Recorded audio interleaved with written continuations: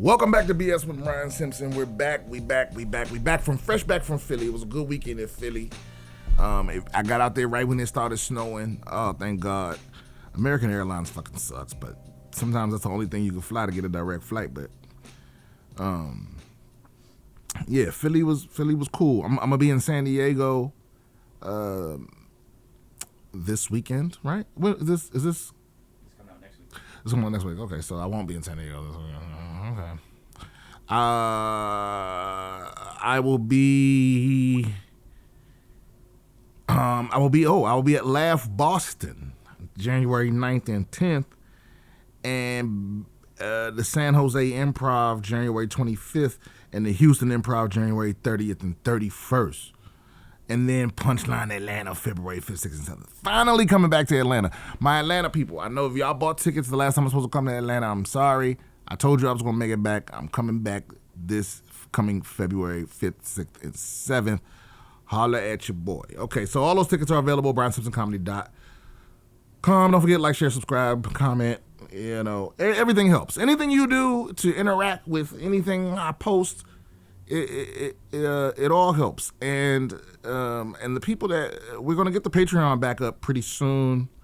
I haven't decided like what it's gonna be, you know, but that's gonna be coming back pretty soon for the Patreon people, because we tried to do it before and it didn't quite pan out. Because you know what it was like just not a lot of people. You know, I thought like 10% of the fans was gonna be on there or something, but it ended up being like 5 people. You know what I mean? It was like $5. I thought everybody was gonna, but it was like, so but then I was like, okay, well maybe we're not offering, you know, I don't know. So I'm gonna think of something to put up there. And if they have suggestions too. Oh yeah, that's a good idea. Yeah, what would y'all want to see on a Patreon? That would make you, because that's the thing. Like everything that supports the pod, you know, because I don't make money off this. You know, you don't see, you know, I'm not doing ad reads and shit like that, at least not yet. I mean, I'm sure if you have YouTube, if you have free YouTube, you're probably seeing ads, but those aren't from me. You know, I'm not like, I don't have sponsors or nothing like that. And it's mostly, I try to stay away from sponsors because I don't want people controlling what I say. You know, not that it's never really happened before in the sense of like they do want to control what you say about their shit. I've had sponsors in the past, and none of them have ever been like, have said anything about something I said about, you know, the news or whatever. But even still, sometimes what they want you to say is bullshit about their product. You know what I mean? And so it just feels, it feels gross, you know, but you got to pay the bill somehow. Yeah. Anyway, yeah. Do it for our producer, man. He does this for free. You know what I mean? He has to send me naked pictures of his wife for me to let him. No, I'm just kidding. He gets paid. Okay, here we go. I'm so happy, bro. Every week now, the inbox is just stuffed full of shit. Just stuffed full of shit. I love it. Man, we might have to start getting somebody to sort through these motherfuckers. Okay, here we go. This is James. Okay, what up, Simpson? This is the white James Brown from Round Rock, Texas. All right. Are you known as that? I was wondering if you had any thoughts on the Campbell's soup situation. The vice president said their product was trash and they used 3D printed chicken. I like to use their cream of mushroom to make chicken and rice, but I think I'm going to use a different brand. Yeah, man. I mean, are we upset that it's true or that he said it? Because I think we already knew that. Like, we didn't know for sure. And we still don't. We still don't know for sure what's in their shit, but we know it ain't the highest quality. You know what I mean? Like, let me put it like this: there are very few, if any, large American corporations that give a fuck about their customer at all. Those times are long gone. Do y'all know? So some of y'all don't remember this. But when Google first came out, like when it was just a search engine, right? Their motto was "Don't do evil." Right? It was right, or do no evil. No, I think it was just don't do evil. Their motto was don't do evil, right? And they had a huge following just based on the fact that, oh, these are just honest college kids and whoop, whoop, whoop. And everybody loved that shit. And then, so when Gmail came out, I was in the Gmail beta program. When Gmail came out, when it was invite only, you feel me? It was rah. And then, I don't know what year.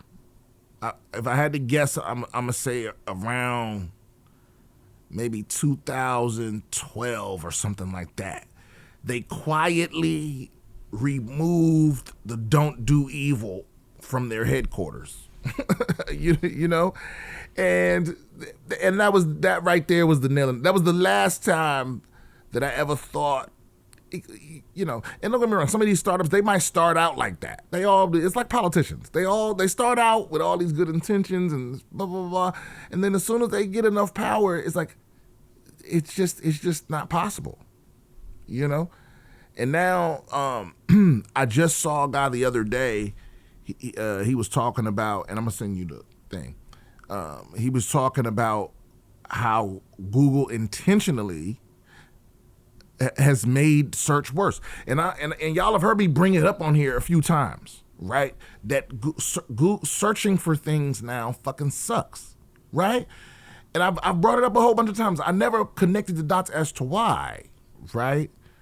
But it used to be like you could, if you Googled something, you would find it. You would find what you were looking for pretty quickly, and there were ways to narrow the search and be very specific about the search. But now the results are purposely less accurate.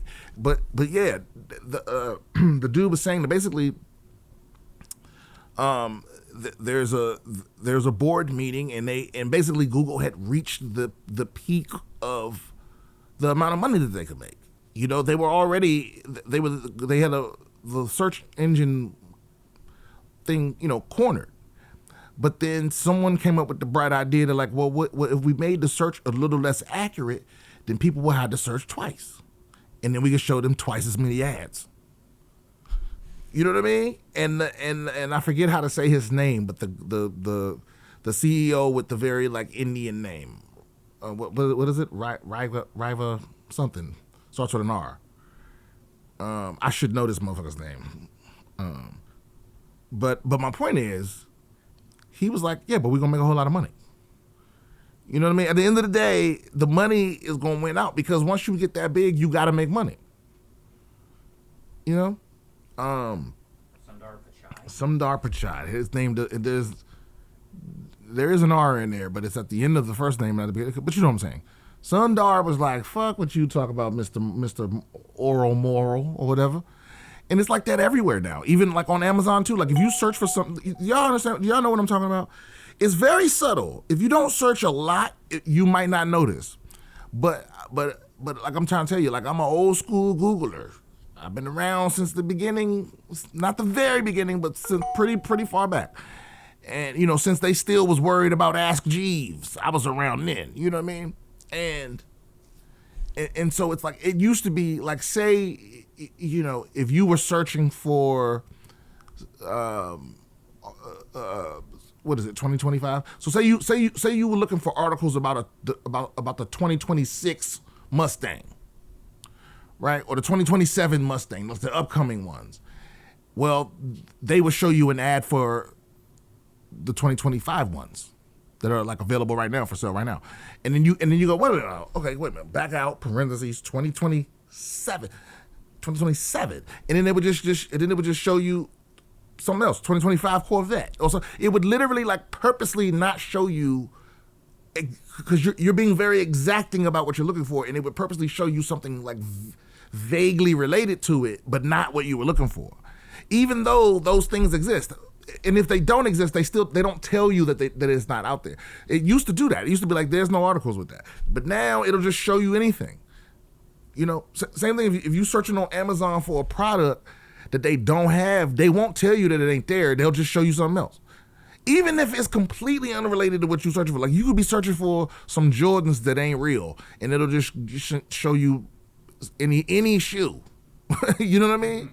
And they know how frustrating that is, but they also know that you'll search at least twice. You'll do it at least one other time. And since they all do it now, there's not somewhere else you could go. See, that's what Bing could have took the market over. If they had advertised like, hey, fucking, we get it right the first time, type shit. None of them are saying that. Microsoft want this new market share so bad. It's like, hey, we get it right the first time. Nope. So, I guess I didn't really answer your question, but I guess, yeah, that is the answer. They're all trash, bro. They're all trash, and we're not protected. You know, the Consumer Protection Agency is a joke. You know, customer retention and loyalty, that's all bullshit. They know you don't have anywhere to go. They basically have a monopoly. They can do whatever the fuck they want. They don't care if you're happy. They don't care if you're healthy. They just want to feed. They want you to buy their shit till you die. You know, they do whatever. Every company in America does whatever they can get away with. You know, and when I say get away with, I'm not saying just whatever's legal. I'm saying whatever they can afford to get away with. Because sometimes they know what they're doing is illegal, and they just budget the fine into it. Because they're like, oh, yeah, we'll pay a $50 million fine when we're going to make $5 billion. Who gives a fuck? You know? So they're like, oh, yeah, did we poison the drinking water? A little bit. You know, but we also paid that senator to make sure that whatever we put in the water was within safe parameters. He would just move the parameters for it so it was still safe, you know, like little shit like that. Like, we're doomed, my guy. We're fucking doomed. Like, you know, I said this when the pandemic started, or somewhere in the middle of there. It's like, that was the beginning of the end of America being seen as the leader of the world. Right? The rest of the world has already stopped seeing us as the leader. The only reason they still treat us like the leader is because of our military. You know, but as these fucking vampires continue to suck us dry, that's going to become less and less important. You know, because we're not going to have the money. You know, it's like the people with the most money are making sure they make more money and making sure they don't pay any taxes. So the poorest people in the country are the ones paying to keep everything running, and they're gonna have to keep raising taxes on you or diminish the services. You know what I mean? So it's like, and it's gonna just eat itself. It's just a snake eating its own tail. And at some point, we're not gonna be able to sustain being this super, like, it was unimaginable when I was a kid that we could ever collapse, you know, like the Soviet Union did. You know what I mean? Because people forget, there was a point where the Soviet Union was as big as us, or close. It was close to as big as us, and it was, you know, and when they collapsed, it was like, oh, now all of a sudden it's loose nukes and all this shit every motherfucker wear. Like that's where we're headed, man. Because the people that are supposed to prevent the shit, like bullshit, they're all either partisan or they're corrupt. You know, it's you know, I hate to be so cynical, but that's where I'm at with it. So yeah, nigga, fuck Campbell's soup. But also, what else you gonna do? You know, because I don't know how to make cream of mushroom from scratch. I mean, maybe you do. But where you gonna get the cream and the shrooms? We'll figure it out on Patreon. Right, or something. Yeah, I'll drop my cream of mushroom recipe on Patreon. All right, next one. Oh, follow up. I like this. Hey man, it's the guy from episode 145. Okay, do we got a timestamp? No. Oh wow, this is a lot. Holy shit, this thing ain't even put no spaces in this motherfucker. This is at least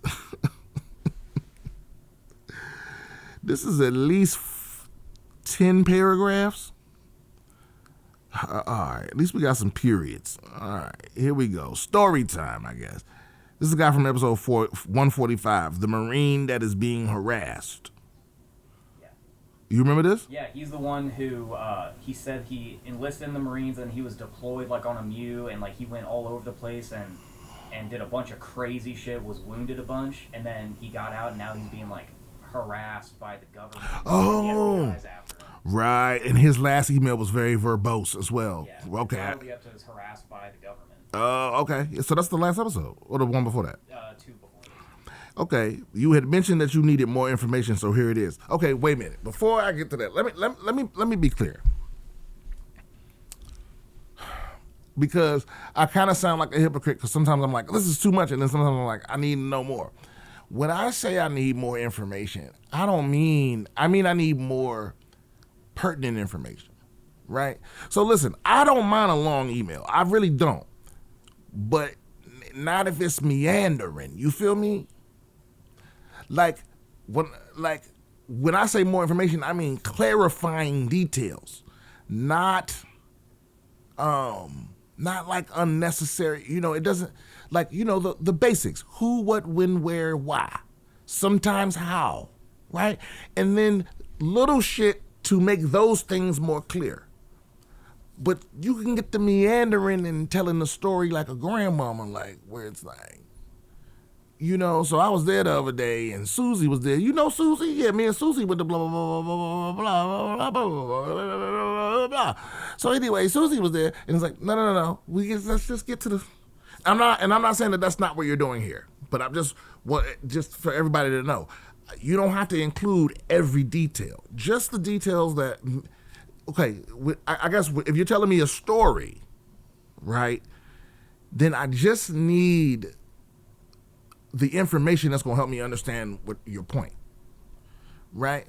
And then anything else that's interesting, that's like, oh, wow, But, and I guess it's hard for me to put into words what the exact difference is, because I guess if you knew that, anyway, let's go.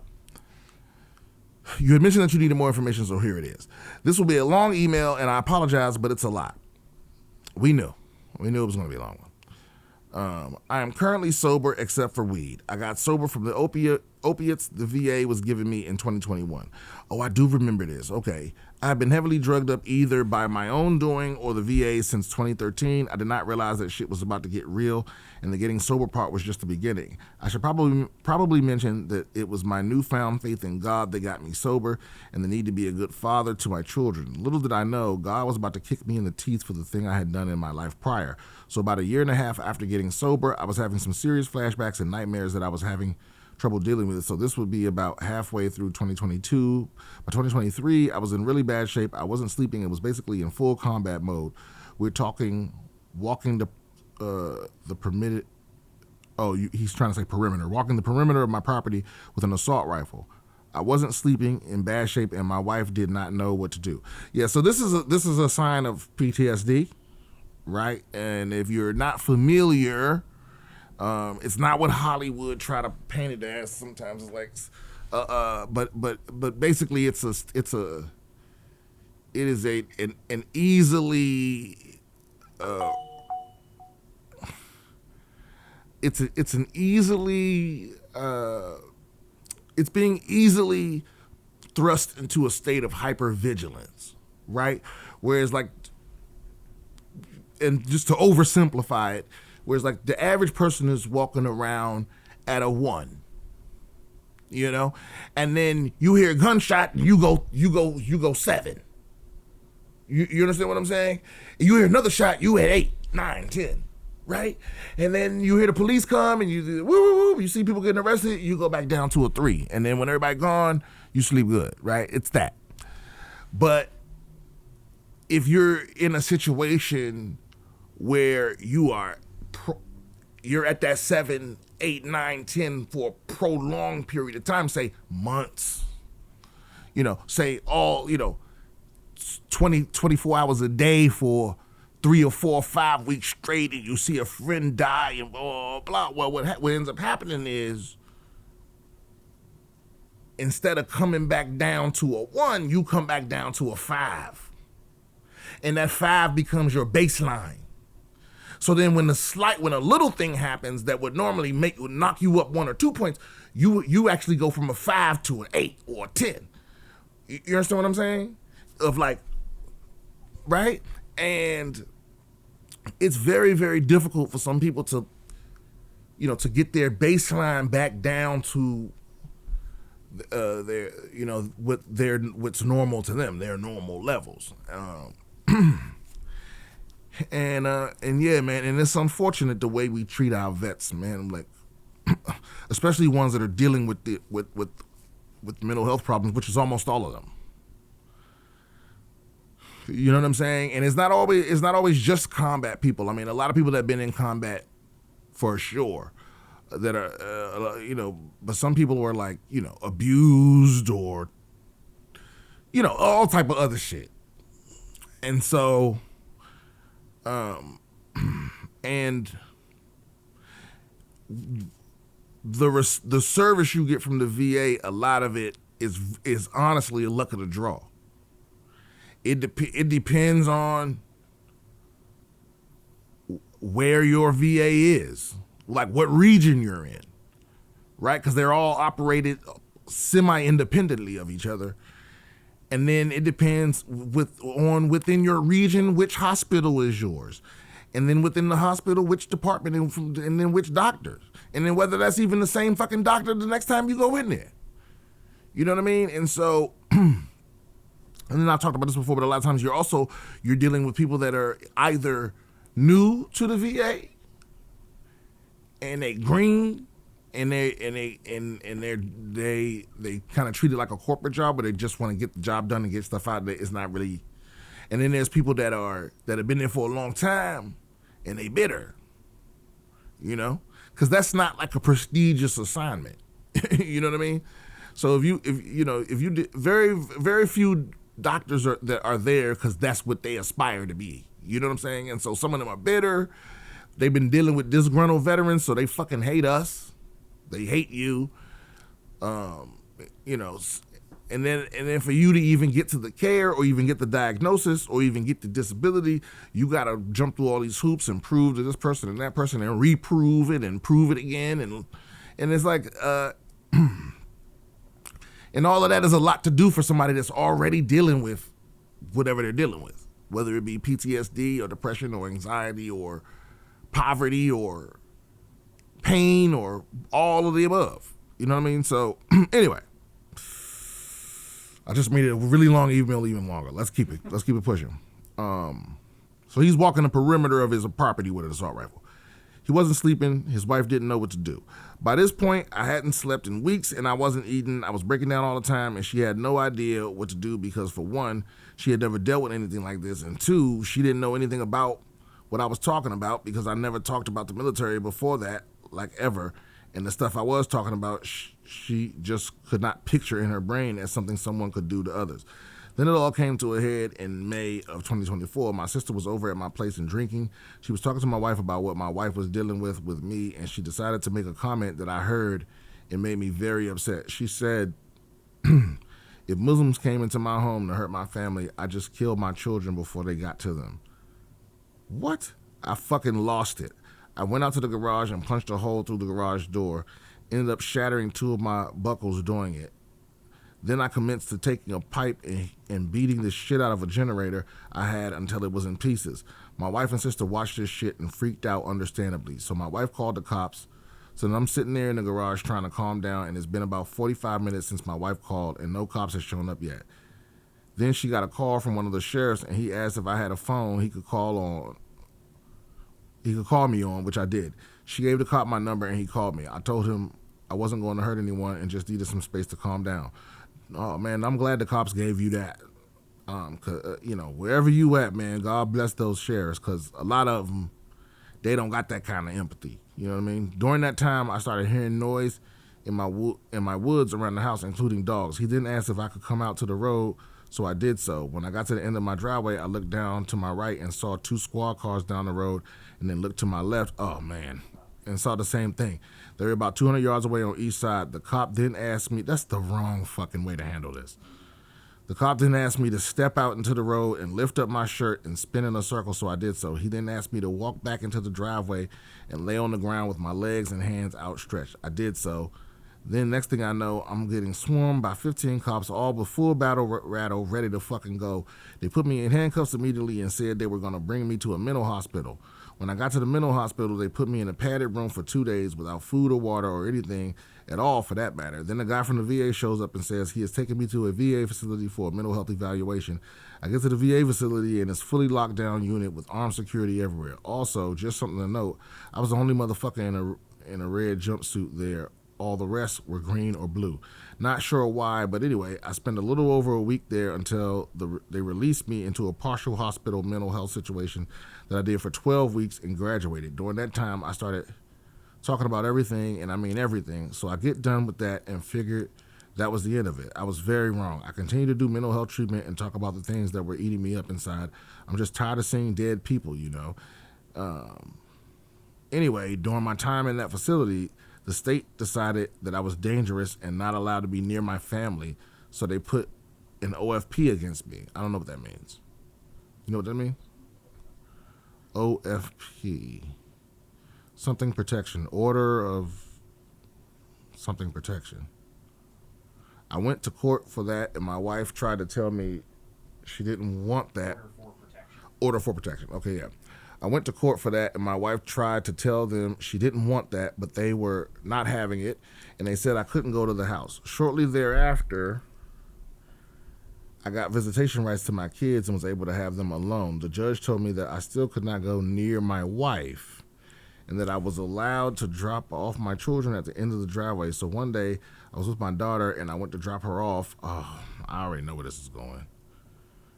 I parked at the end of the driveway like I was told, and next thing you know, I have 2 sheriffs on me with guns drawn with my kid right there telling me to get on the ground. I think they were fucking waiting for me. Again, I'll state, did not even break the order at all, and my wife even came out of the house saying that, and they still took me to jail. I had started having some medical issues a couple weeks prior, and at the time I was arrested, had a heart monitor on, which they took off me. I was also bleeding internally somewhere for some reason and was losing a lot of blood every time I took a shit. Okay, wow. Anyway, spent 3 days in jail and then went to 3 days in jail bleeding internally and then went to court. At court, they offered some deal for release or I could post bail. Mind you, my bail was $10,000 for an OFP violation, which is fucking insane. It's a gross misdemeanor. I posted bail so I didn't have to deal with a PO. I'm fucking innocent and not about to be answering to anyone. I have since continued to try and speak out about this shit, and it's been getting worse for me. Side note, the bleeding and heart issue suddenly got better when I started telling people I was being poisoned. Believe what you will on that. Also, that all happened in May of 2024. I'm still out on bail and dealing with that shit. They continue to just push the case out for one reason or another and make me do evaluations. I've had 3 since this all started, and they finally got the 3rd one to say I am unable to go to court right now because of my mental health, even though the other 2 said I was. I keep pleading not guilty, and now they have me doing mental health shit, which I was already doing. Man. Being out on bail, I cannot move out of this area or do anything with my life because of it. They have me locked up, and I'm not even being charged with anything. The only difference is my jail cell happens to be a county. That's the harassment I've been dealing with from the state and county. I also have, I believe, 3 to 4 agencies with the government harassing me. You need to understand something that turned me into a teacher of this shit in a 2-year period. Do you know how you do that? A lot of pain and suffering. So if I tell you this is happening, you should fucking listen. I know what the fuck I'm doing. I believe the agencies are the FBI, CIA, Secret Service, and the ATF, probably the NSA as well. The CIA were the guys calling the shots while I was in the military, so I know they are fucking with me for sure. The cops will no longer approach me and told my wife they have nobody qualified to deal with me in a situation. It's just federal government now. It really seems like they have spent the last 2 years trying to get me to pop off on some useful idiot cop until the cops in my town realized I wasn't who they thought I was and won't even come near me now. So because of that, the feds have decided to just harass me and put me on edge every chance they can and wear me down. They definitely want me dead and need the optics right when they do it because I'm a patriot that lives in this country and I'm not a criminal. Also, I'm a God-fearing man. They have not been able to do so yet and will never get me to hurt an innocent person, even though it's what they want me to do. I have video evidence of the harassment and can prove it. 7 videos in total before they caught on and stopped letting me pull out my phone and film them. I have attempted to reach out to everyone you can think of for help and have received nothing for it. Seems things only get worse. Like I said in the last email, I don't want violence in my life, but I'm very good at it and will protect my life and the lives of my family, which I believe are in serious danger right now. They recently stopped following me with vehicle and have been using helicopters, drones, and plans to surveil me. They did that because in the last 6 months I've gotten aggressive with them and basically told them if they approach me again, I'm going to put them down.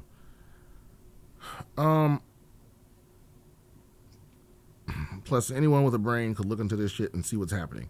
Hope this works and I finally get some help. Have a good day, man, and thanks again for everything you do. Means a lot to a guy like me.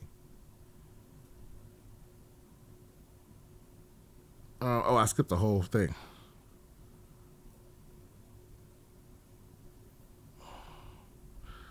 Hold on. Holy shit, hold on. They recently stopped following you. Okay, as I stated before, I have done nothing wrong. This is happening because I'm trying to get right with God, get right with myself, and fucking heal. I want to be a father and make sure my children don't grow up to be like me in any way. I could really use some help and don't know what to do at this point. Love your show, and you have been a godsend in my life, brother. Much appreciated. Also, P.S. The injuries happened all at different times. The helicopter crash was first, and it took my left eye pretty much blind in it. Now from the brain injury, then I got blown to shit, and they ended up putting some experimental gel on my arm. They said it was going to grow muscle and skin back, and there would be no scar. It grew my muscle and skin back in about a week and a half, and it did leave a scar, a huge one. It looks like a fucked up skin graft. Though with a stab wound, the corpsman ended up gluing that up on the spot because we in it, and then about a week later I got gangrene infection. They couldn't get me out of the spot I was in Africa for about 2 weeks after that, and I almost died from the infection. The corpsman would pack it with gauze twice a day while we were still in it. He did that for 2 weeks until he let the command know if I didn't get medical attention like that day, I was going to die. So they ended up flying me out on some old-ass Huey from like Vietnam that the Red Cross was using. Flew me to this shit, and I had a major surgery done on my leg. When they were scrubbing my leg, they found my tendon had been cut by the knife, and they had to reattach it. After that, I spent about 2 weeks on the boat, and then went to China or some shit. Was deployed for like another 4 months after that. Anyway, sorry for the length. Hope that it helps. If you need more info, let me know. And like I said, I have proof. Plus, anyone with a brain could look into this shit and see what's happening. Yeah, that's intense. You got any? I mean, he wasn't really asking for advice. I think he just wants to be heard. Yeah, I mean, that's what it seems like. Yeah, and I know to a lot of the people listening, that sounds like the ramblings of a crazy person or like some kind of severe paranoia, and maybe some of it is that, like maybe, but that's not the point. The point is, I guarantee you, most of the shit he's saying is true. And like bare minimum with it, I mean, the treatment, like just PTSD outbreak, and then the police handling it like that's something that is. It's not hard to believe that at that level they would handle it like that. Like that for sure to me is like very believable. Also, I don't understand how a judge could say you're a danger to your wife, but you can be around your kids. That's where it starts to get really weird. Yeah, but they do shit like that, bro. I can't tell you how many times I've heard stories very, very similar to this. I've witnessed this firsthand, and it gets real weird. With people that were like, I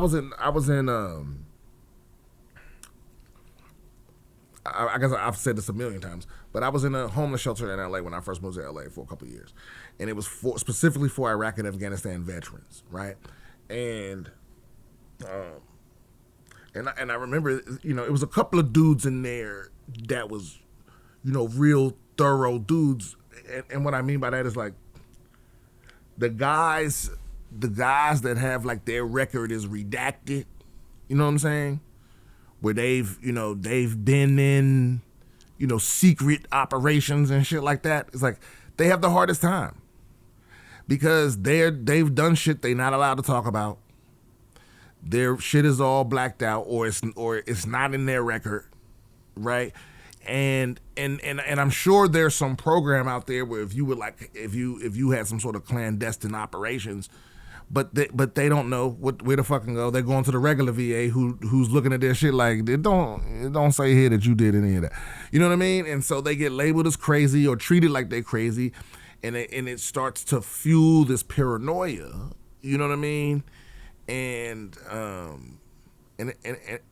it's real fucked up. And I know, and we have the resources, we have the ability to help people like this, or at least find, like, I guess what I'm trying to say is what we do to help people in this situation is barely better than it was 30 years ago. You know what I mean? Like, they aren't trying to improve because you can't leave people like this man. You can't just leave them to the winds. You know what I mean? Where because it's wild for somebody from the VA to come over to get you out the mental hospital. But that shouldn't be the last time you see somebody. They should be with you every step of the way. You know what I mean? They should keep men with you until you stable. They should have somebody, like, have a fucking caseworker that's with you, even if they got to go out there and get you. Even if they got to go out there and be with, like, physically go to where you are once a month or, every other week or whatever the fuck. Yeah, like a sponsor with AA. Yeah, you become this checkbox,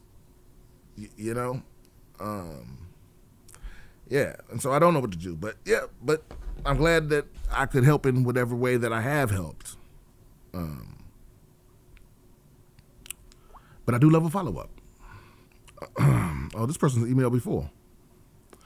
Hey, Brian, I know you like some follow-ups. I do. I really do. I went against your advice, of course you did, and her family said no, and I lost the girl to the unknown. Wait a minute, what is it? Wait. See, you can't do that. You can't start out open-ended. So you have emailed me 1, 2, 3. So this will be the 4th time. Oh, this was the guy who, okay, so, man, I don't even know if I could do, we might have to do a whole joint for this one. So this was a guy, he originally emailed me back in September. No, July. Big fan of the show. Thanks for reading my previous emails on the air. This time, okay, so he's written before. I'm emailing you from one of those Islamic conservative countries where Sharia laws are implemented. With that being said, I've been in an arranged marriage since I was 22 and now I'm 36. Without going into much detail during this period of time, I've always had side chicks that I would screw around with without taking them seriously. Okay, so he fell in love. Okay, I vaguely remember this. 3 years ago, during the pandemic and the lockdowns, when everybody got extra lonely, I met a girl who is 9 years younger than me, and I've been with her ever since. During this time, she became my best friend and the love of my life. Days would go by, and we would spend most of them hanging around together in secrecy, given the laws of the land. How? How do you spend days in secret when you got a wife and it's the pandemic? On the 20th of last May, she showed up and decided to break up with me because she got a prospective husband who came through an arrangement with her family and was about to propose to her. She said that there is no obvious end to our relationship as she wants to get married at some point and have kids. I told her that I understand and I let her go. Of course, we stayed close, and a few weeks after the breakup, we started hanging out without actually hooking up, trying to keep physical touch to a minimum to respect the boundaries of the breakup. I asked her if she had someone in her heart for real now, and she told me that the guy didn't go through with his proposal because she's a healthcare worker. He asked her to quit her job to marry him because for some reason our conservative society looks down on healthcare workers since they work with the other gender in their day-to-day work life. That's why she is not marrying that dude. However, another guy is now lined up through the same arrangement, and he is due to propose soon. We still text, talk, hang out together, attend concerts, play games, and do other things, blah, blah, blah, blah, blah. You're her first relationship, blah, blah, blah. My question after this long email is, should I ask her to marry me since polygamy is legal in this country where a man can have... Oh, I must have said yes to that. I don't know what I said to you, But I would have probably said yes. Should I be selfish and think? Oh, wait a minute. Let me get the other details. Polygamy is legal where you are, and a man can have up to 4 wives. Growing up, I saw how having multiple wives destroyed my dad, and I also see my brother who has 2 wives ruining his own life. Yeah. Shocker. Yeah, man. I mean, listen, I can't even imagine having multiple wives. This must be, I would love to see what I'm saying now compared to what I said back then. But yeah, my guy, having 2 wives, I wish I knew what episode this was. So that's the other thing, bro. If you gonna hit me with a follow-up, you know, hit me with the timestamps or at least the episode that you're talking about so we can do the flashback, because I don't know what I said. I know you didn't listen, motherfucker, because that's what you told me. Should I be selfish and think about my own happiness and forget everybody else, or should I let her go and find another man who may or may not make her as happy? Given the conservative society we live in, it's hard to establish such a connection. I know what I would have said. I would have told you that you can't let the real love go. I think that past me would have sided with love, right? I mean, having 2 wives is wild, but the real love connection, that shit is rare, dog. It ain't like a dime a dozen out here. So I don't know. So then the next email, you thank me, and then the next email, you go, yo, Advice Champ, I really appreciate your thumbs down response to my previous inquiry regarding advice on my situation. In fact, I was listening to you pontificate on the matter while heading to pick up the same girl who the entire situation was about. For listeners, so wait a minute, you just emailed me this recently. For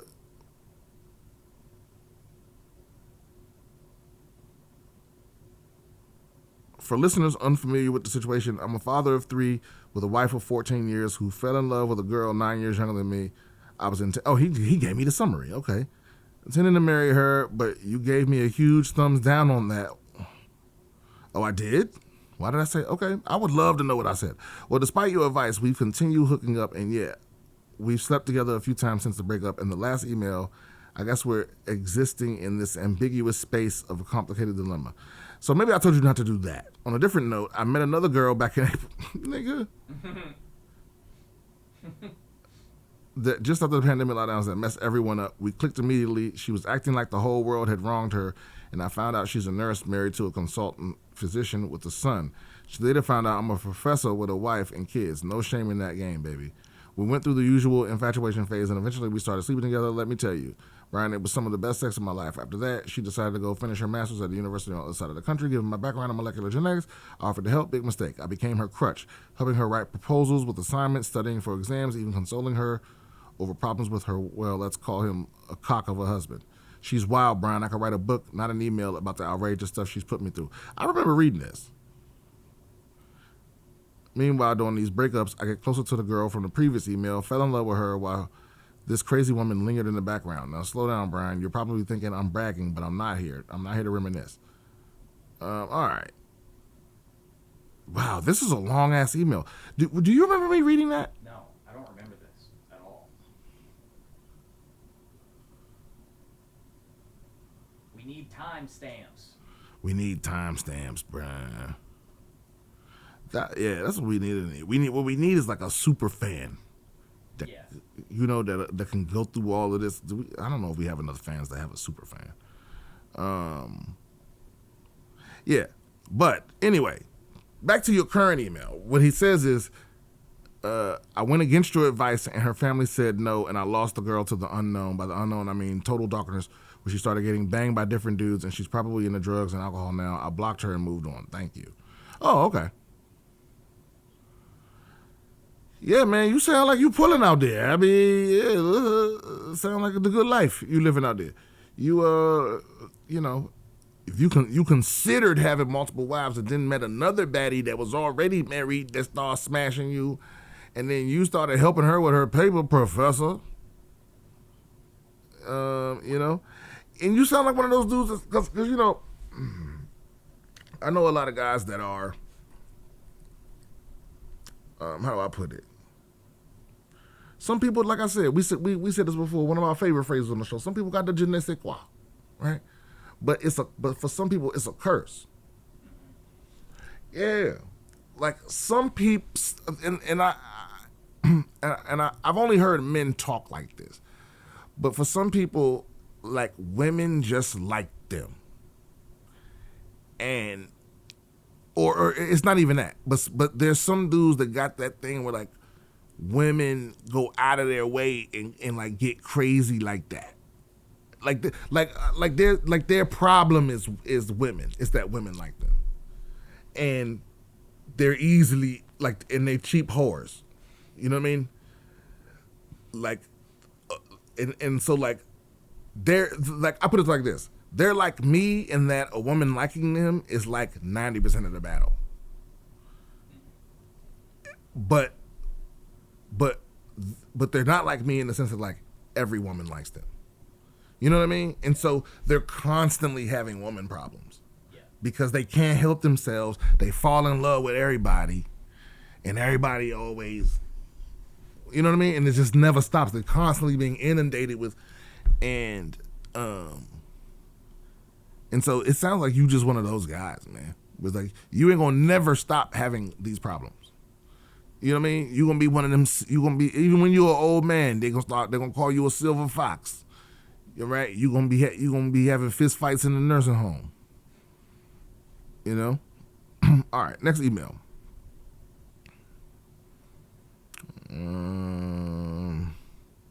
Scam. Happy holidays, Brian. Right back at you. So glad the pod is back. We heard the conclusion of the 3-part saga, and I was fearful of what would have happened if that man kept sleeping with that woman, but he saw the light and moved on. Not the case for fired Michigan football coach Sharon Moore. See link below. As I write this, he was fired for cause and has lost millions. 2, he faces a felony for allegedly threatening to kill himself in front of the woman with whom he had the inappropriate relationship that led to his dismissal. And 3, he will possibly face divorce, which I'm sure will require alimony and child support and limited access to his 3 daughters since his mental health is in question. I'm curious, what drives a man in his position with so much to lose to risk it all? And please don't just say pussy, although I know we women have the power to destroy civilizations and orchestrate madness. Thanks, Demetria. Yeah, I heard this story. Everyone's heard this story by now. I mean, I'm sure you wrote this email, a few days ago. And I'm going to tell you what it really is. I mean, obviously, pussy can make a man do crazy things. But dudes like this, because so I'm sure you probably know this since more has come to light since you read this email. But this woman, okay, so wait a minute. First of all, let's fill the audience in, just in case y'all been living under a rock or you don't follow sports news or whatever. The head coach at Michigan, he's married with kids. He got his assistant pregnant. He got her a promotion. Rumors were swirling around campus. The school investigated. They both denied it. She got pregnant. And then, they got caught. And he was given the option to move her to another department or fire her. He decided to fire her, and she decided to tell on his ass. And then to break up with him. And then he went to her house and threatened to blow his brains out in front of her house.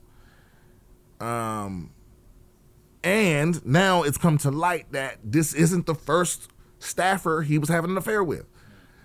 Right? And so to your question, Demetria,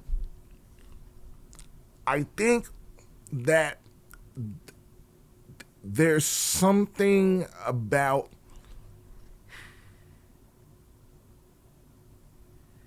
like the type of shit that make him do stuff like this is the same type of shit that make John Jones do cocaine and drive fast, while drunk. You know what I'm saying? It's like some people, they're like just wired different, where they have this like high competitive, like they want to dominate everything. You know what I mean? And it's like men in power, and not just men, women in power do this as well, but it's like people in power especially when they're at what they consider the pinnacle of their sport, or they're at the top of their mountain, is nothing left to do from there. And so it's like the risk is the only thing that make them feel something. Like Will Smith talked about this. I forget who was interviewing him when he said this, but he talked about how rock bottom and cliff top were the same, would make you react the same thing. I think there's a difference because people don't have sympathy for you when you're on the cliff top. But he was basically saying that, like, you get to a point where when you have everything and you've done everything and you can buy anything, then where is there left to go? What else is there left to make you feel something? Well, now you got to start doing crazy shit. Now you got to start doing, you know what I mean? And so that's how you end up, that's why all these rich, powerful people are always in these weird sex clubs and Epstein Island and all of that, is because what else are they going to do? Think about, like, Mark Zuckerberg has 2 yachts that follow his yacht. You know what I'm saying? He has a service yacht. He has 2 service yachts that follow his regular yacht. So it's like most people would say, okay, once you got a yacht, you good. Once you got a yacht for your yacht, what else are you gonna buy? Another yacht? I mean, that's what he did. But I guarantee you, the next move, if we found out that Mark Zuckerberg and Jeff Bezos was hunting people in the Amazon, we wouldn't be shocked at that. Right? They've already tried to go to space. Remember that? They running out of stuff to buy because they already got everything they want. You can't even buy these niggas a gift. How you gonna buy Jeff Bezos a gift? Where you gonna get it from? You gonna send Jeff Bezos a gift from Amazon? He's like, yo, I could have picked that. I could have got that. He got Beyond Prime. You're like, I can get that today. Today, they'll bring anything on Amazon. They'll bring that nigga in a helicopter. No doubt about it. Jeff Bezos, he got whatever's Beyond Prime. He got that shit. So it's like, what are you gonna get him? Nothing. So you can't get him nothing, right? And he can't get himself nothing. Jeff Bezos already has a private jet. He has his and hers private jet. You know what I'm saying? So once you got a jet for you, a jet for your girl, you already own the biggest way to shop in the country, and one of in the world, and then once you got a yacht for your yacht, what are you gonna and you've been to space? What's next? What are you gonna do? These niggas are doing something evil, because evil dastardly is the last emotion they haven't felt. You know what I'm saying? Like once you know that, like, you've busted a union, you're underpaying, people are losing their minds working for you. Like, once you've done everything, the next feeling is supervillain. You know what I mean? He know damn well that he shouldn't be fucking nobody at the University of Michigan.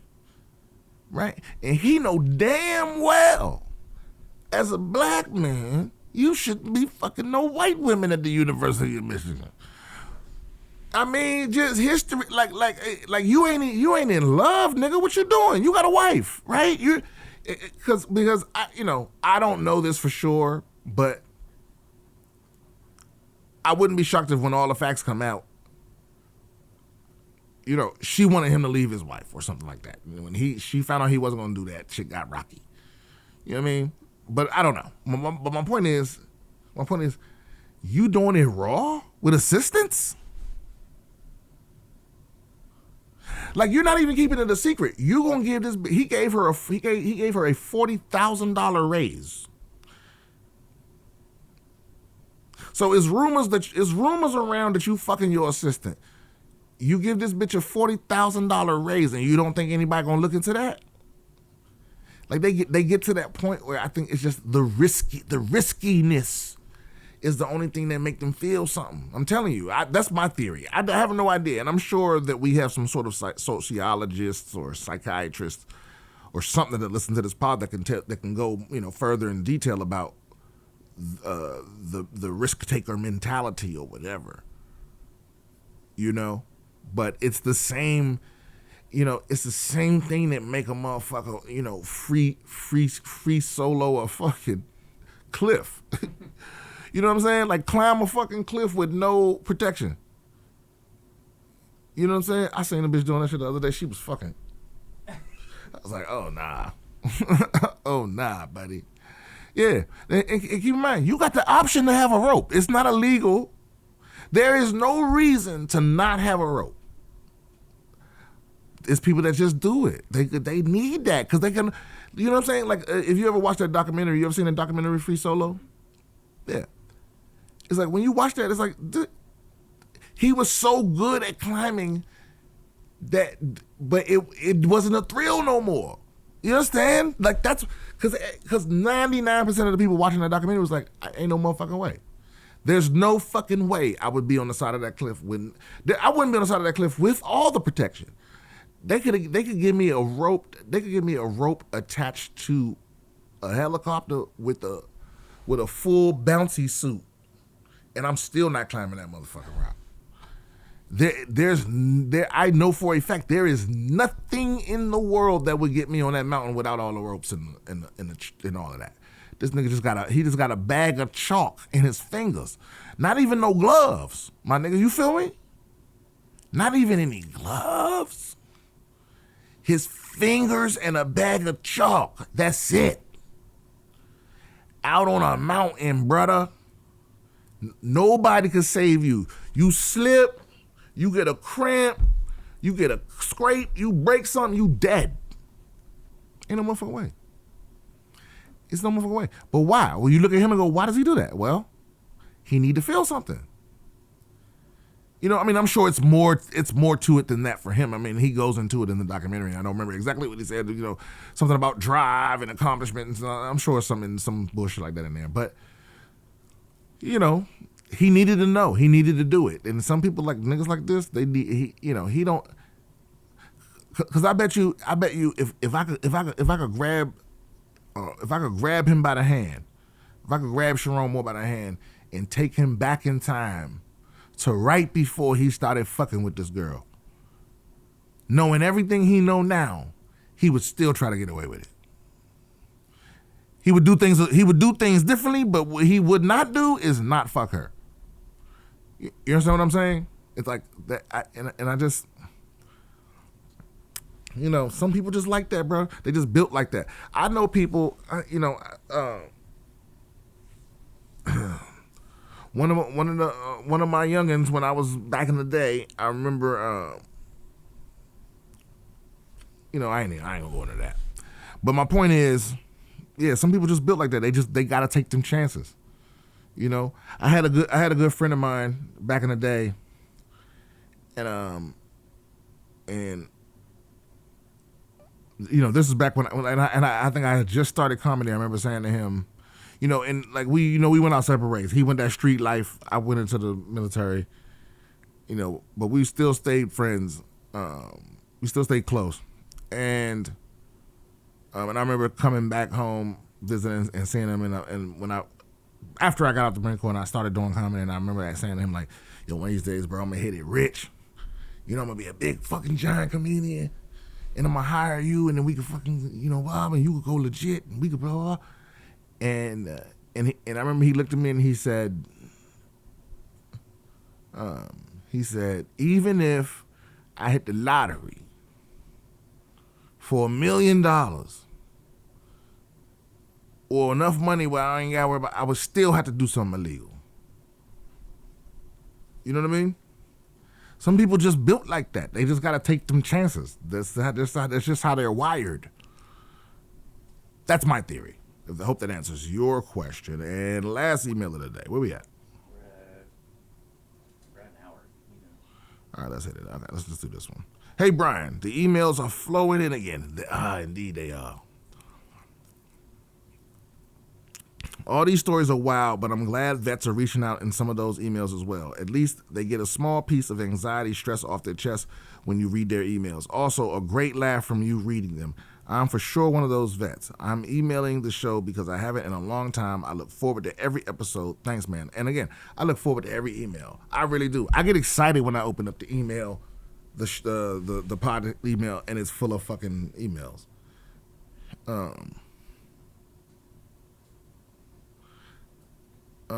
IG accounts we both follow. Fletchy Too Fat. Hydronic One. It makes me appreciate plumbers and plumbing. I do. You know, I don't know these off the top of my head, but the plumbing guy, I know that. I don't know who Fletchy Too Fat is off the top of my head. But I probably follow them because they do something dope. But the plumber guy, I follow that because I just love expertise. I would never do any of the stuff he's talking about. I don't know if he's doing tutorials or walkthroughs or whatever, but I like to see an expert do things. You know what I'm saying? Yeah. Oh yeah, keep it tight, Beaver Puss. Respectfully, Alejandro. I've sent the image below before. It ain't mine, but I add it in every email I send the show. Oh, thanks. Have you seen this email? Have you seen this image? He sends it. He says, I wish I could find this artist. It says Mr. H. Wish I could find that artist and fucking buy that from him. Yeah, keep it tight, Beaver Puss. I respect that. That was a nice, short, to the point, succinct. All right, I hope y'all got your fill. Oh yeah, no. Before I forget, I remember my mother asked me to ask the audience how they feel about mandatory DNA testing at birth. I think I know how my audience is going to feel. I know how I feel. I think it should definitely be the case. There's a lot of antiquated thoughts about it, about how it could ruin the fabric of society and so forth. I think a lot of the discourse now is around protecting women, but I think initially it was about protecting, the powerful men that was having babies, fucking other people's wives and stuff like that. So it was like, let my mistress's husband raise their kid. You know what I mean? That kind of shit. So, yeah, because I think it's heartbreaking. Because here's the thing, man. If you have a baby, your life, there's certain things in your life that's going to pause from that point forward. You know what I'm saying? And the thing is, a good man is going to stick around and raise his children. So, if you, and not all, and I would say not even most, but there's a lot of people out here that, they'll be fucking 4, 5, 6, 7 motherfuckers and then get pregnant and put the baby on the motherfucker that they think is going to be the best provider instead of who they think the father is. You know what I mean? And so it's like, I'm looking at any woman that's against mandatory testing, I'm looking at you with a side eye. And I'll concede that there may be some legitimate argument against it. I have yet to hear one, but there may be. But the ones that really got that extra energy about it, I'm looking at you with a side eye. Because what do you mean? What do you mean? There is no legitimate reason why you would be against someone knowing whether they're the father of a child. You know what I mean? I ain't miss me with all that. Don't you trust me? Fuck all that. Because think about that. That's what a lying ass bitch would say. Right? If you was trying to pin a baby on a nigga that you knew it wasn't his, the first thing you would say when he asks for a DNA test is, you don't trust me. Right? That don't mean shit. It's not about trust. It's about knowing. I want to know. I don't want to have to trust you. You know what I'm saying? I don't. Why do I need trust? Is for when evidence is not available. You understand what I mean? Trust is for stuff that we can't prove. You're just gonna have to trust me. Okay, yeah. Trust is an emergency thing, right? But when it is verifiable facts, why do we have to bring trust into it? That don't make any sense to me. You know what I mean? Because you wouldn't just trust me with nothing else, right?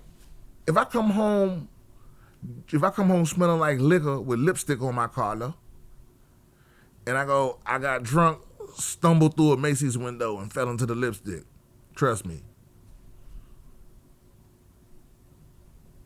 You know what I mean? What you gonna do? Well, you all clumsy. No, well, I guess there's no way to really test that. That wasn't a really good analogy. Yeah, well, that's per the usual around here. Just swing and a miss. But I'm gonna think of one. I'm just running out of energy, and the weed is kicking in. All right? Keep it tight, Beaver Puss. I'll see y'all next time. Don't forget, if you want advice from the advice champ, email me at BSwithBrianSimpson@gmail.com. See y'all next time. Oh, wait. But I think we're gonna do a poll on the YouTube. Mandatory DNA testing. I just want to see what people think. Right? Can we do that? Yeah, let's do that. All right.